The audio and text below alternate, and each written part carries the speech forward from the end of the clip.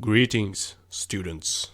I'm here yet again to educate in Swedish for beginners. You see, I wouldn't leave you hanging with only pronouns. You need a few more words to build your sentences, and today we're gonna look at verbs. A verb is easily identified as a word describing something that you do, an action like to go or to sleep or to eat. And just like in English, there will be conjugated forms based on time, just like eat, ate, eaten, sleep, slept, slept. We'll start off with the most common, to be. I am, you are, he, she, it, is. The standard form, to be, in Swedish is att vara. Att vara. Now this standard form, to be, or att vara, is called the infinitive form. If we would apply this verb to I, you, and so on, so that it becomes I am, you are, etc., we need to bend the word. But in Swedish, we only bend the word depending on whether it's present time or another time definition of the verb. So in that way, it's much easier in Swedish than it is in English. So say we are in present time, the only word you need to know for att vara is är. And you can apply this to all of the pronouns, so it is jag är, du är, han, hon, det är, vi är, ni är, det or dom är.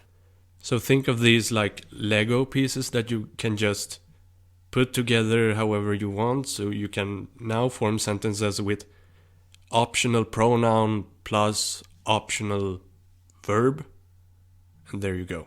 So that's all you need to know for to be in present time, meaning something you do or are right now. Now say you want to bend the word to past time, like I was, you were, he, she, it was, etc. Same thing here, there's just one word for the whole past time, and that word is var. Var. So again, jag var, du var, han, hon, det var, vi var, ni var, det or dom var. Easy enough, right? So now for the third form. In English, you think of it as has been. And in Swedish, it's the exact same thing. The words are har varit. Har varit. And you guessed it, you can apply this to all the pronouns. Jag har varit.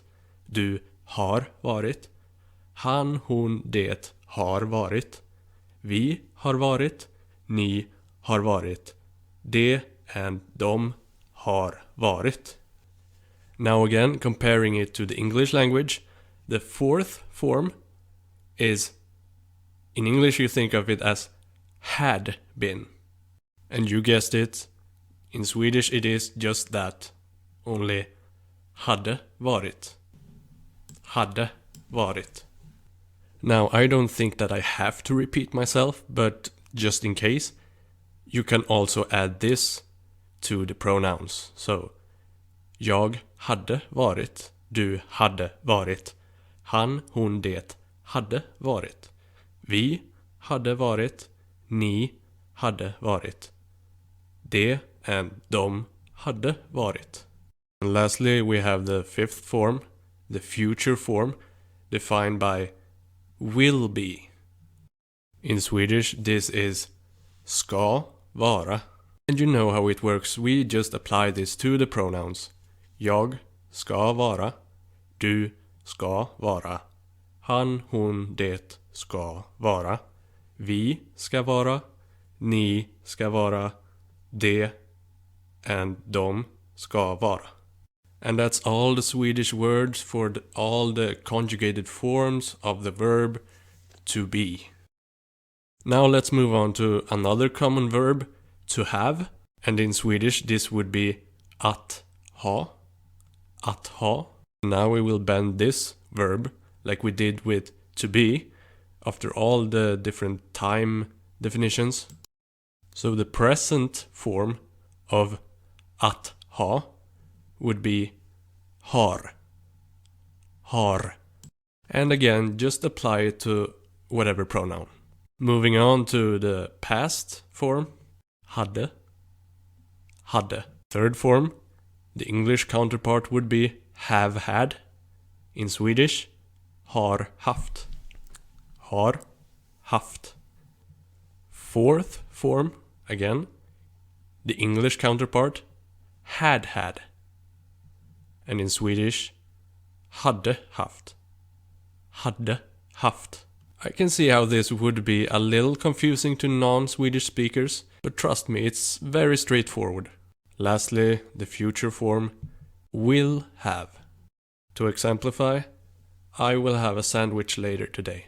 Will have, in Swedish, is ska ha. Ska ha. So just a little extra, if someone tells you to do something and let's say you would respond with I will do it, then you would say jag ska. Jag ska. Now, when you are familiar with how we conjugate the verbs, let's just summarize. Standard form, infinite form, att vara. Present form, är. Second form, also called imperfect form, var. Third form, called perfect form, har varit. Fourth form, called plusquamperfekt, hade varit. Last form, futurum, ska vara. Same forms goes for all of the verbs. I'll just mention some other common verbs and then I'll make a separate videos for the rest of the verbs basically. So let's continue with the verb to go. Go, went, gone in English. The infinite standard form of to go in Swedish is att gå. Att gå. We'll proceed by bending the word just like we did with the other verbs. Infinite form, att gå. Present form, går. Går. Past form, imperfect form, gick. Gick. Third form, perfect form, har gått. Har gått. Fourth form, plusquamperfekt, hade gått. Hade gått. Futurum, ska gå. Ska gå. Moving forward a little bit quicker here, but I hope you still follow along. Next verb, to eat. Standard form, att äta. Present form, äter. Äter. Imperfect form, åt. Åt. Perfect form, har ätit. Har ätit. Plusquamperfekt, hade ätit. Hade ätit. Futurum, ska äta. Ska äta. Next verb, to sleep. Standard form, att sova. Att sova.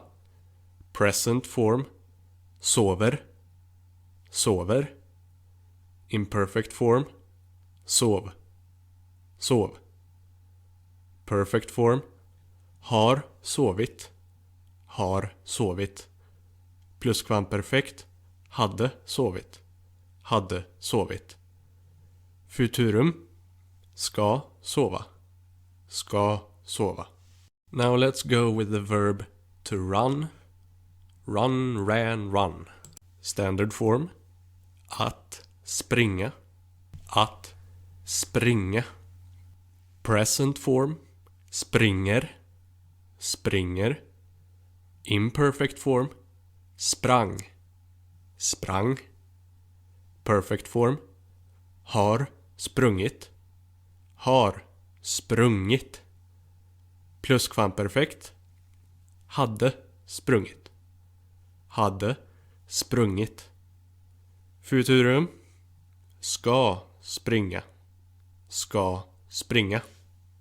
I think we will end off the first lesson on verbs here. If you have any suggestions or if you want help with how to pronounce each form of any verb, please comment and let me know. I'm thinking that the next lesson probably will be about nouns, so that we finally can build short and complete sentences with everything we have so far. With that though, thank you so much for watching, learning, thank you for showing interest in my language, and I hope that you will continue to learn, and see you in the next video, in the next lesson. Hej då!